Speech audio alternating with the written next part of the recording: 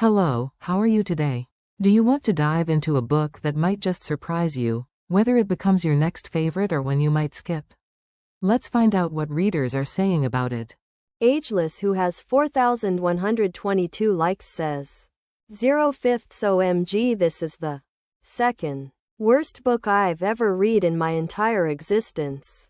I've posted my Iron Flame review. You can go read it if you like this one. Violet Soaring Gale. Get it? Soaring Gale because dragons soar on gales, that's so clever.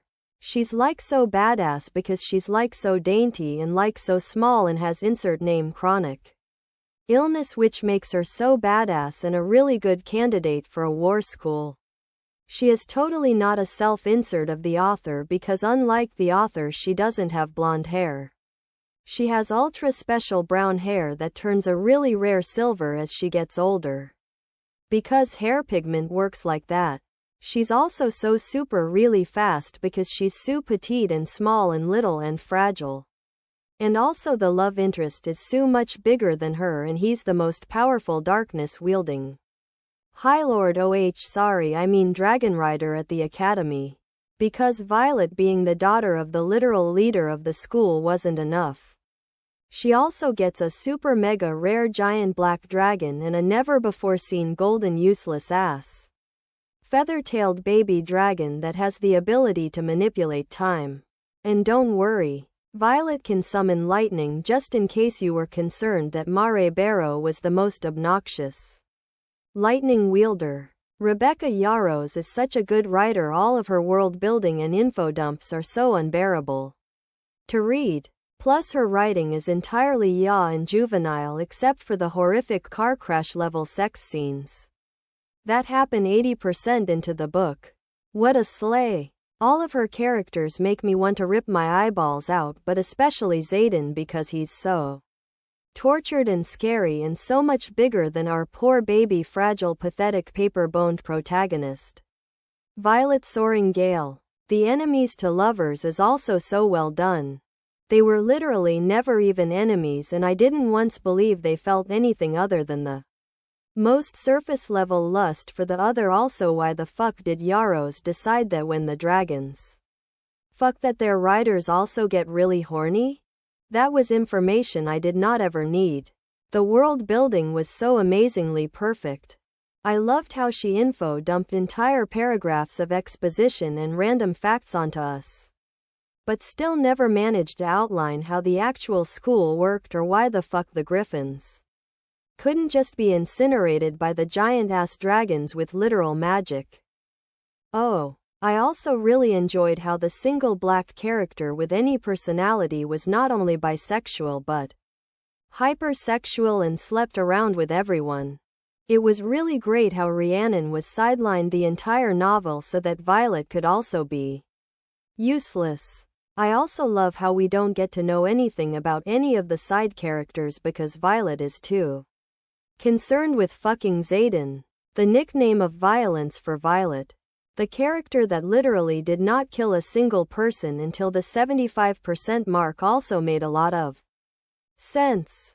I am so glad she was at a war school and wasn't required to kill a single person or even ever actually train without cheating her way through by poisoning her opponents.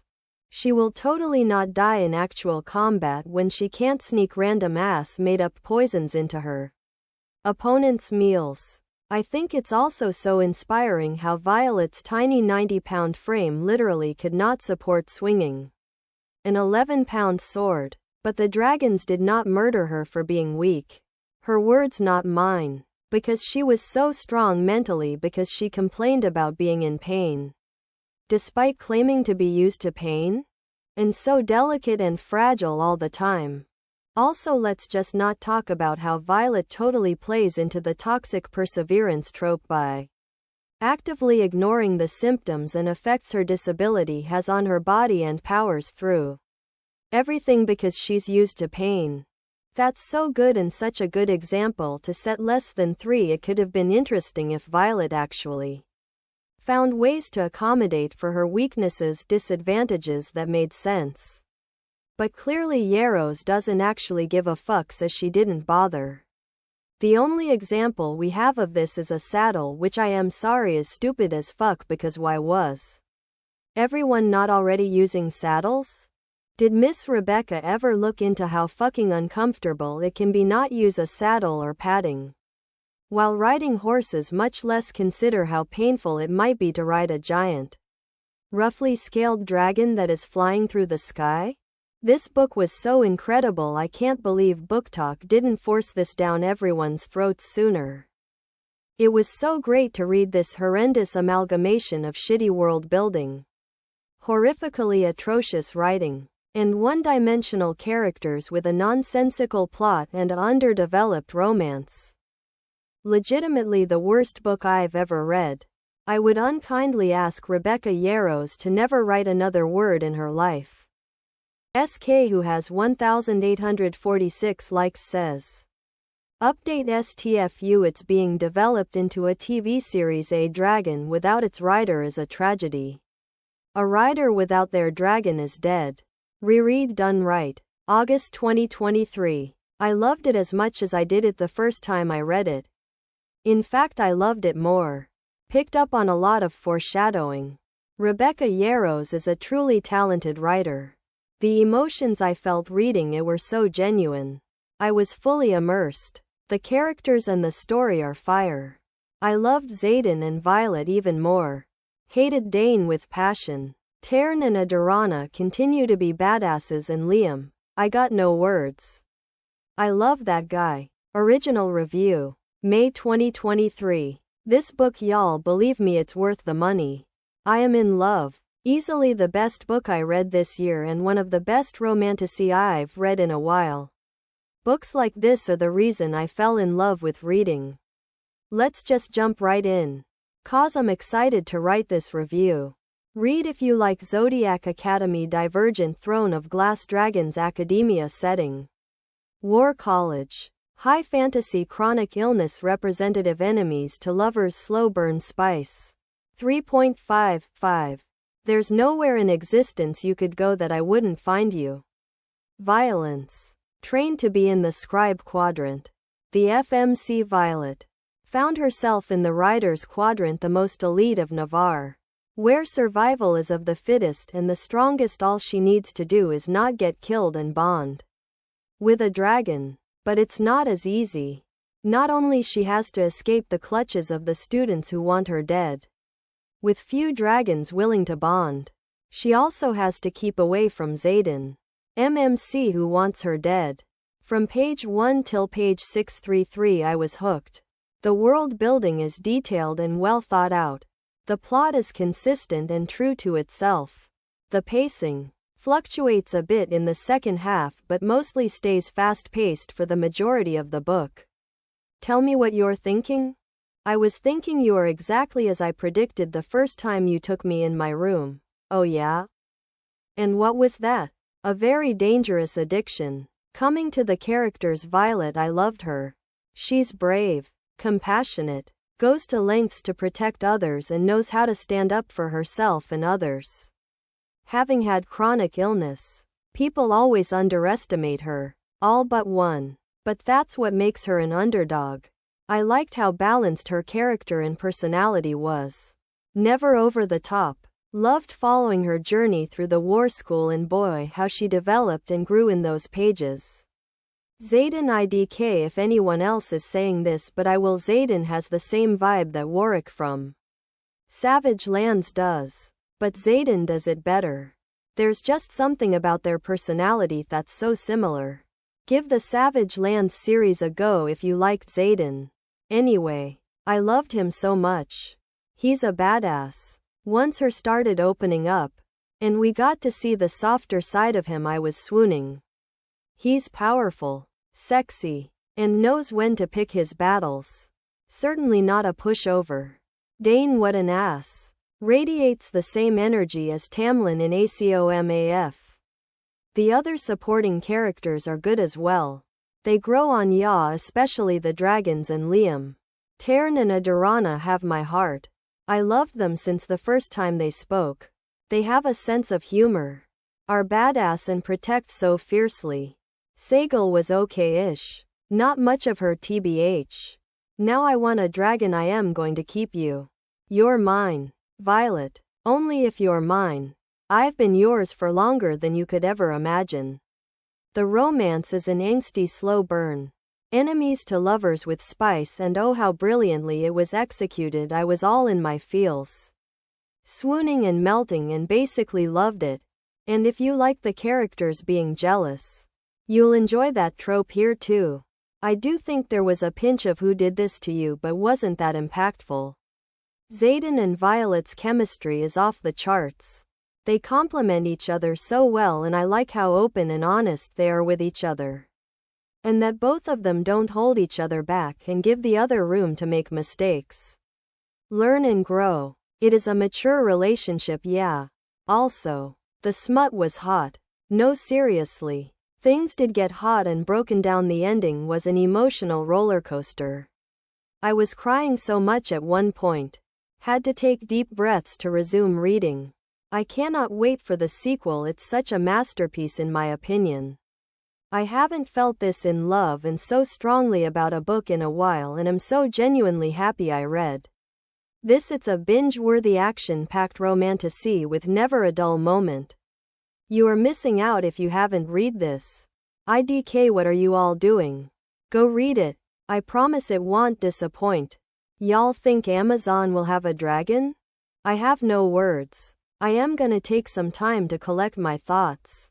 But wow. Y'all, I know I just started reading this, but I'm already in love.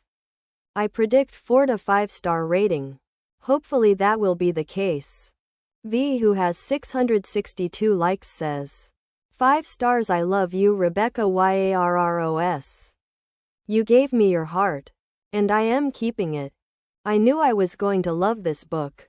The amount of 5-star reviews and the talk about Fourth Wing on social media had me intrigued since the beginning, and I am happy to confirm that this book is indeed worth the hype. Like, mind-blowing, amazing dragon school, competition, tension, enemies to lovers. You get thrown right into the plot. You have amazing antagonists. This book was purely perfection. Everything your heart desires. You'll get it. Nothing better than a fantasy novel with a subplot of romance. A good plot twist and an amazing cliffhanger. Yes, you heard correctly. A cliffhanger. I might die right here right then, because how am I supposed to wait that long for the sequel to come out? PLS, give me the sequel now. Xaden Rierson, the man of the hour. The moment he appeared, I fell in love with him. I might be exaggerating, but who cares? Right? It's the way Violet describes him. I mean, how could you not fall in love with a brooding dragon rider who has a cut through his eyebrow? What makes him even hotter is the fact that he is the leader of the Fourth Wing, and oh my god, his welcoming speech. I don't know how Yarros managed to make him this hot in a few sentences only. It's his confidence. Yes, that must be it. Totally not his broad shoulders. Or his rank. Or his dark hair. I had it made for you. His lips curve slightly. His love language has to be acts of service. This man might have taken a while to admit his feelings, but the things he did for Violet? Unbelievable. He was so ruined for her, and I was so ready for it. Violet, my beloved. I just loved how everyone underestimated her, and then she showed them what's beneath that fragile body everyone seems to think she has. What I enjoyed most about her was that we saw her development. Saw her fight for the place in the school and proving everyone wrong. She has a good sense of humor and wit, making me giggle, especially when she was flirting with a certain someone. There's a fucking smirk on Xaden's arrogant, handsome face. There were so many chapters I enjoyed that were purely about Violet without any mention of Xaden, and that means so much to me. There have been so many fantasy books where I was just so bored out of my mind when the love interest wasn't there. BC, not everyone knows how to write a badass FMC with a great personality. Rebecca Yarros absolutely nailed it though. The plot is just so gripping. You get sucked into their story and just want to read more about their world. as I am a big fan of Game of Thrones and House of the Dragons. This book was a total hit for me.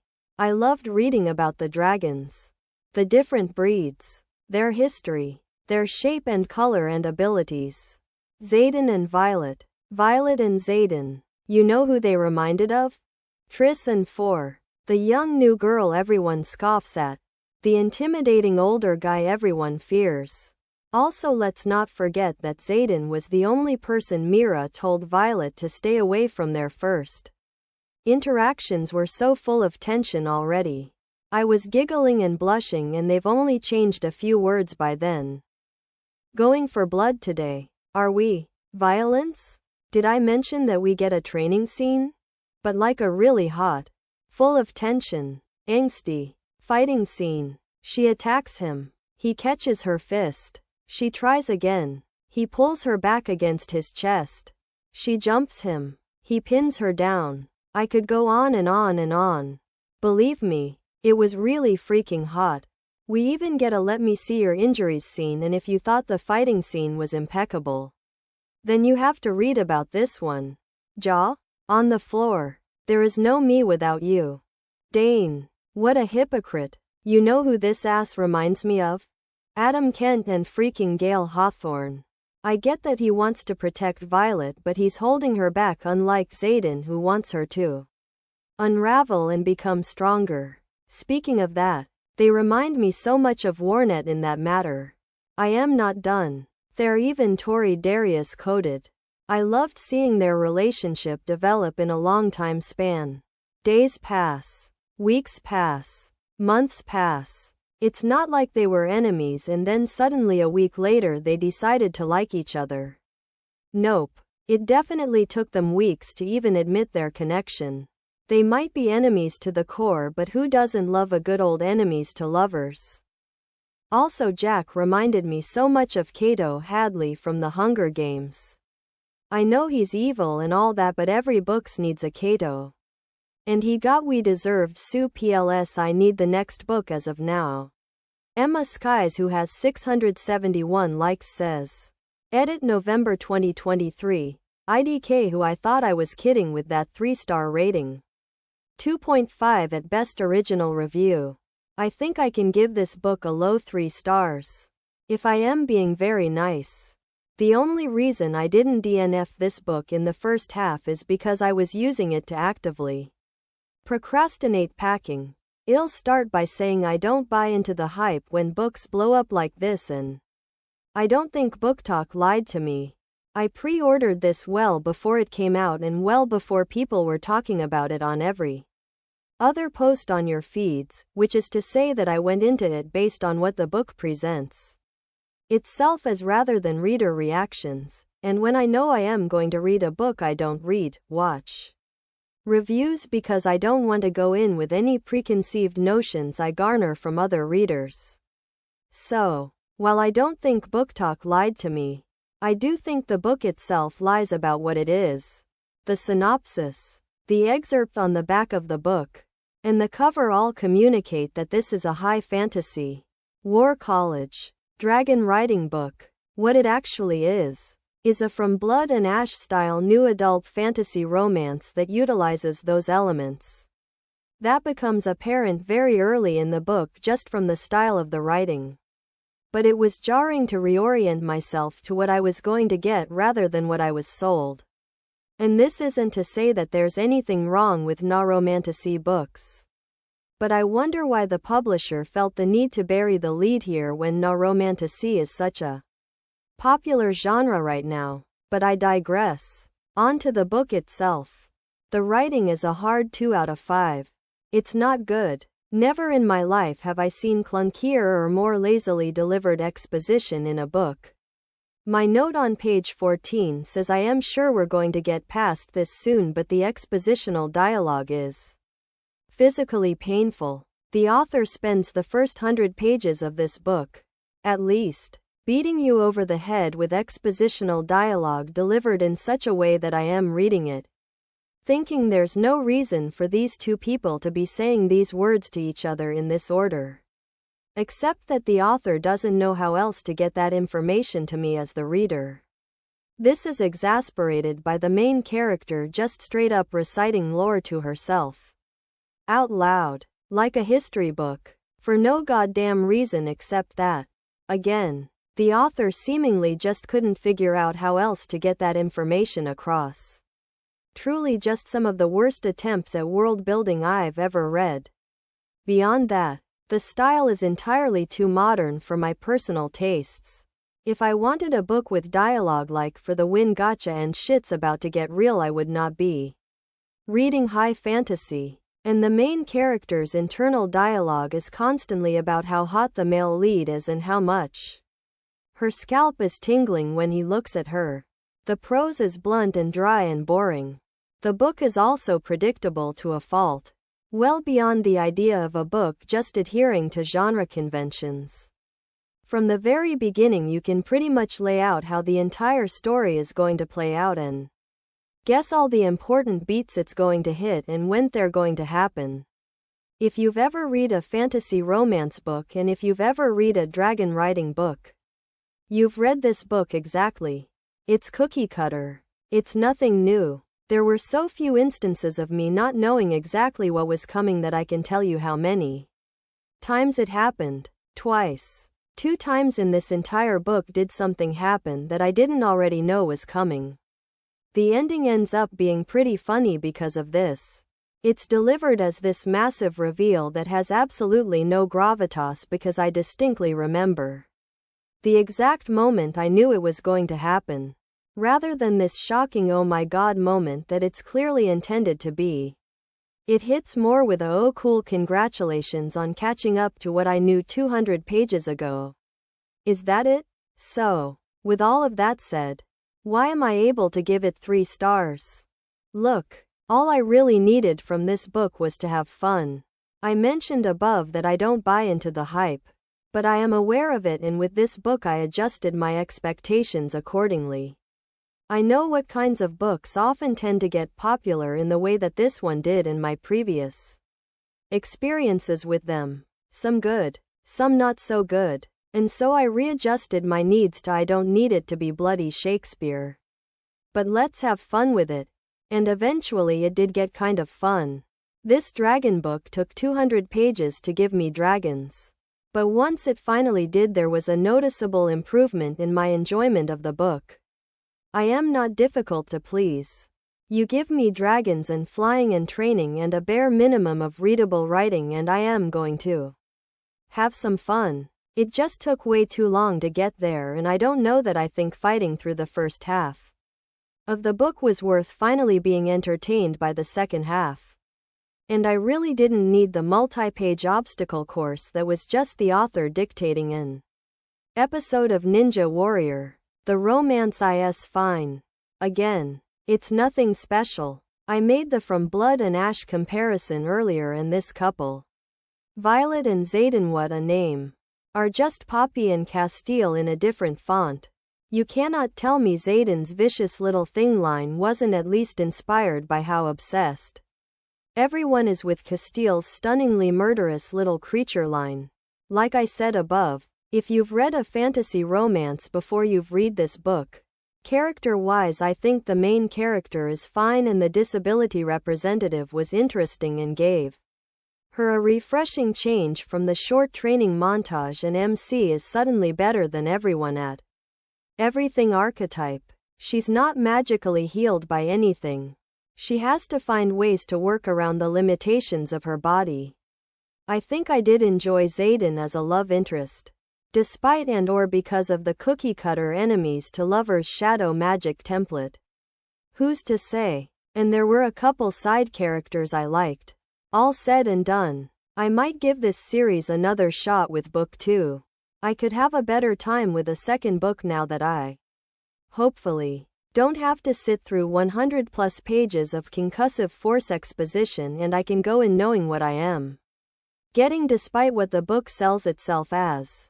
However, I just found out it's apparently supposed to be 5 books and the next one comes out in November. 7 months after this one. Yikes. And not to bring FBAA up for a third time here, but for the love of God, we all saw what happened with that series. Far too many books. All far too long. And all coming out way too quickly without anything close to adequate time for editing or revisions. I guess we'll see how this goes. Luca, who has 747 likes, says, "This is kinda harsh, but my honest opinion after reading the ARC May 2023 edit. I am a bookseller and read a variety of genres including children's and YA. My issues are not with these genres.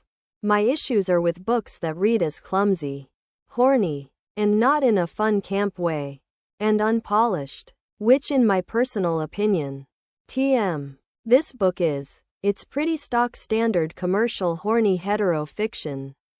That's fine. Can't please everyone. I'll be totally honest. If you don't care that much about quality of writing and want an easy het romance fantasy novel, Cassandra Clare et al., nothing wrong with that. You may enjoy this. It's not my thing, though, and I can't recommend it if you want a decent wholemeal fantasy novel to sink your teeth into. I found this disappointing and I am frankly shocked it has such glowing early reviews. To be fair, my disappointment is partly caused by the misleading blurb and ARC marketing. The blurb implies a high-stakes military fantasy set at a war college for dragon riders.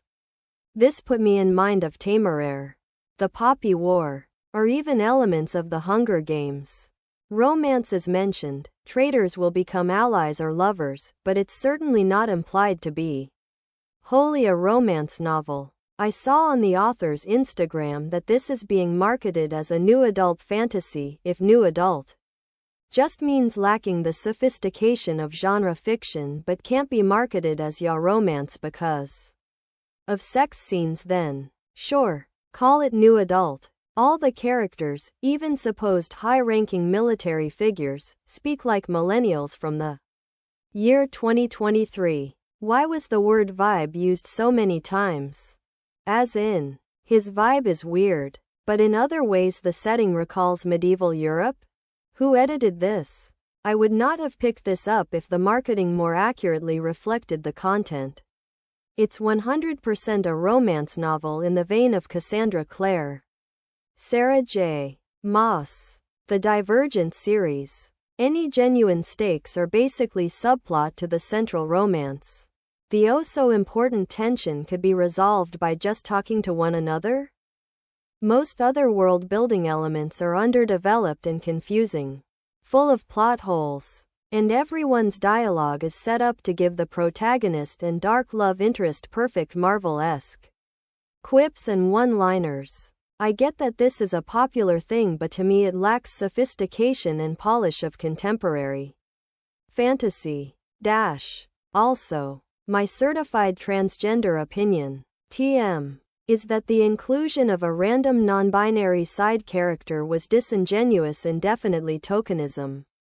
Lol. The reason for 2 stars instead of 1 is because I found the representation of the protagonist's disability, and how it was navigated in such physically demanding settings, genuinely interesting. All in all, this, to me, read like a semi-edited fanfic. If that's your thing, go buck wild. Otherwise, I can't really recommend it. The blurb is pretty misleading. Emo. Expect a ya romance novel.